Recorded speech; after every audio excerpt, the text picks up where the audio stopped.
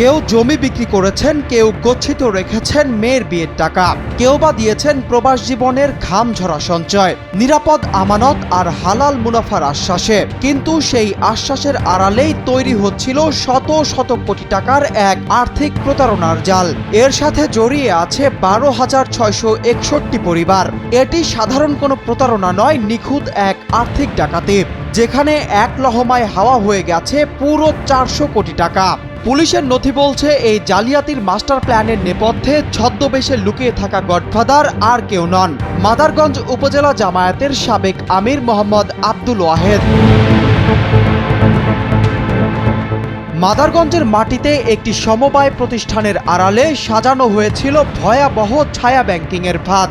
হালাল মুনাফা আর নিরাপদ আমানতের চমকপ্রদ টোপ ফেলে গ্রামীণ অর্থনীতির বুক চুষে কোটি কোটি টাকা আত্মসাৎ করে এই মাদ্রাসার অধ্যক্ষ। ভুক্তভোগী গ্রাহকরা জানান, আল আকাবা বহুমুখী সমবায় সমিতির পুরো কার্যক্রম নিয়ন্ত্রণ করতেন আব্দুল ওয়াহেদ। ব্যাংকিং লাইসেন্স ছাড়াই বেআইনিভাবে সঞ্চয় আমানত গ্রহণ শুরু করে প্রতিষ্ঠানটি। নথিপত্র অনুসারে এই অদৃশ্য ব্ল্যাক হোলে রক্ত ঘাম করা আমানত তুলে দিয়েছেন 12,661 গ্রাহক। প্রাতিষ্ঠানিক নথিতে যার পরিমাণ 391 কোটি 57,65,000 টাকা। কিন্তু এই বিপুল অঙ্কের টাকা ব্যাংকের ভল্টে ছিল না, তা চলে যাচ্ছিল ওয়াহেদের নিয়ন্ত্রণে থাকা সমবায় সিন্ধুকে।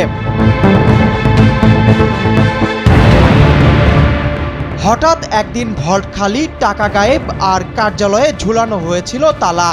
রাতারাতি কোটিপতি বনে যাওয়া মাস্টারমাইন্ড ওয়াহেদ শত শত কোটি টাকা পকেটে পুরে উধাও। একের পর এক দায়ের হলো 8টি প্রতারণার মামলা। ঘটনার ভয়াবহতায় ওয়াহেদকে দল থেকে স্থায়ী বহিষ্কার করে জামায়াত। কিন্তু শত কোটি টাকা লুটে নেওয়া এই দুর্ধর্ষ অপরাধীকে ধরা ছিল অত্যন্ত জটিল। অপরাধ করে চিরকাল আড়ালে থাকা যায় না।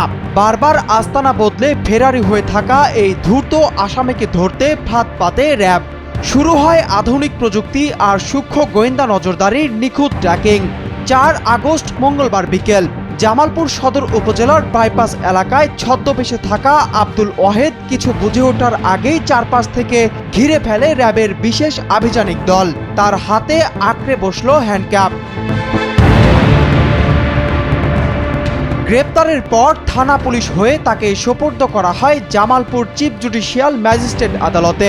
বিচারক জামিন আবেদন সরাসরি নাকচ করে তাকে কারাগারে পাঠানোর নির্দেশ দিয়েছেন।